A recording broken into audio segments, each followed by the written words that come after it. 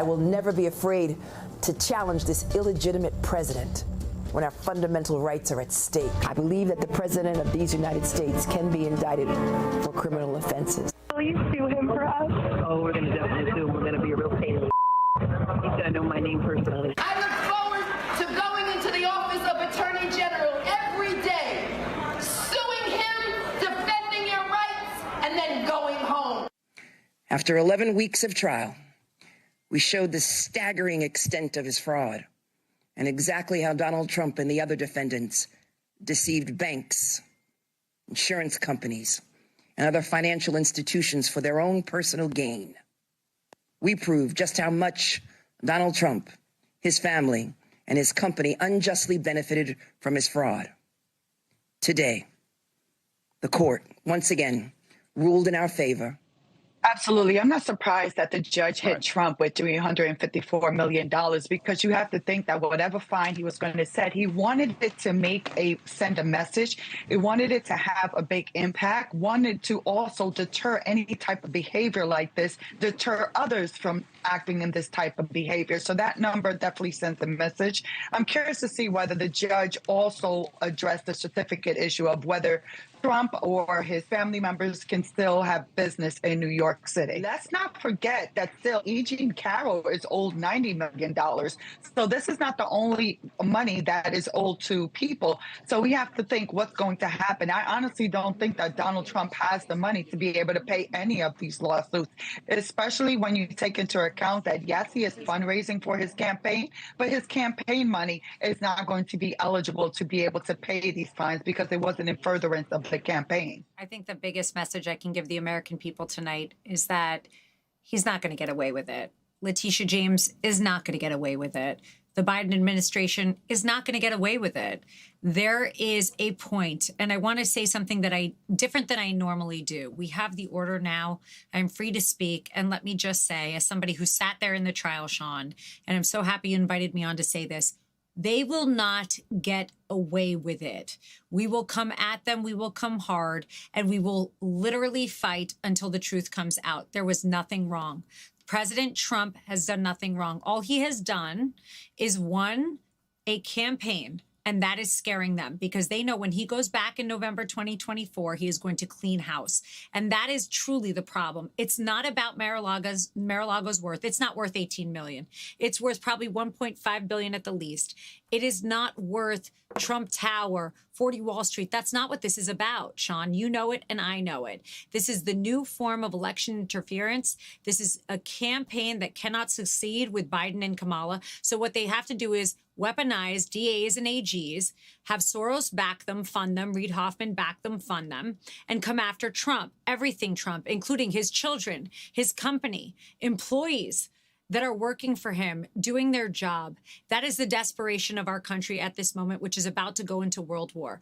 This is crazy. And it is sick. It's Trump derangement syndrome. That's literally the best thing I could explain to you. And just know this, and for all those people that understand what is going on, we will win, we will fight, because the facts are on our side. There are politicized judges, there are politicized DAs and AGs, but I do not have a doubt that in the end we will succeed. Tell us what your strategy is going forward, Alina.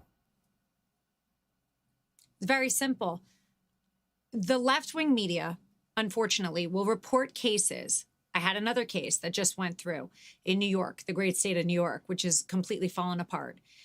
My strategy is to use the facts, to use the transcripts. We make a record, even when they try and gag us, even when they try and tell us, Alina, I'm going to put you in jail if you object to a PowerPoint slide that proves your case. It doesn't matter. I object anyway. We made a record, and the record is clear because their orders are transparent. They show a completely biased transcript. They show that the hearings, the law is not on their side. So they get their headline during an election season, but that is not going to be how we win. We have to fight the fight for the long run. And that truly is, Sean, my strategy. That's all of our strategy. We will use the transcript. We will use the evidence. We will use the witnesses, the real facts, not the media. And it's no disrespect to the media, but I was there. We did nothing wrong. Those statements of financial condition, Sean, were undervalued. We did absolutely nothing wrong. Imagine you're dragging children through this. That's the desperation we're at. Alan Weisselberg, Jeff McConney, people that did their jobs and did nothing wrong.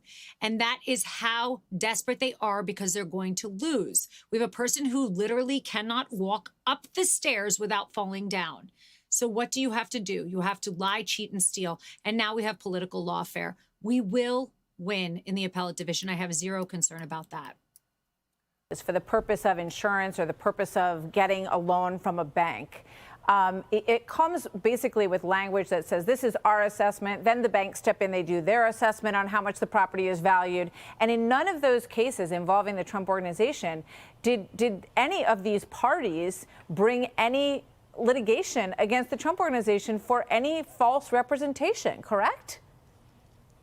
No, that is exactly right. And nobody has ever accused any of these New York bankers or insurance people of being behind the ball. I mean, these guys are pretty sharp at what they do, and they know how to sharpen their pencils. So all of this is why I put this in the political category, not a legal category. And it's one of the reasons the norms have broken down in this country. Because when the Democrats go to these kind of resorts to get somebody they don't like, we all lose faith in the system. You know, it's the same thing as 2 impeachments that violated the rules of the House. It's all just to get the man they don't want. And the perverse result of it is they're going to get the man they don't want. As a result of all these prosecutions, Donald Trump leapfrogged in the Republican nomination. If they had really wanted to get rid of Trump, they wouldn't have prosecuted him, and then Ron DeSantis actually may have had a chance back in January of 2023. But these indictments led to the rallying of the base because it made people question justice, which has been a 4-year pattern when Donald Trump was president.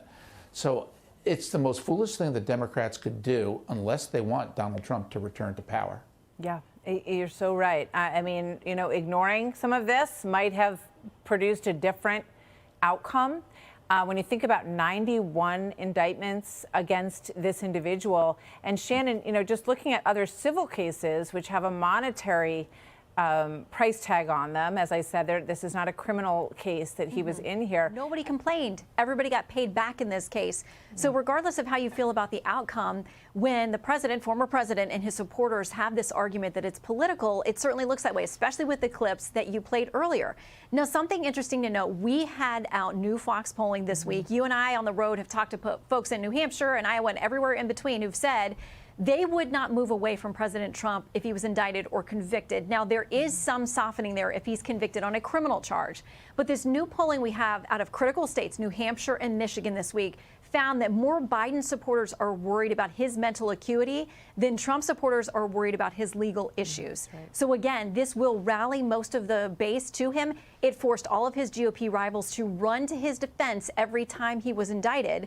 And as Ari points out, I mean, it cleared the field in a very different way. But voters say, for the majority of Trump supporters, it's not going to move them. They're not going to waver in the face of verdicts like this. No, you're absolutely right, Shannon. There's no indication in any of the polling that this has a negative impact on the Trump campaign. And if anything, it has a positive impact because when they see him under attack in some element of their own lives, you know, many people feel like they understand what it's like to be under the thumb of the government or of the law in one way or the other.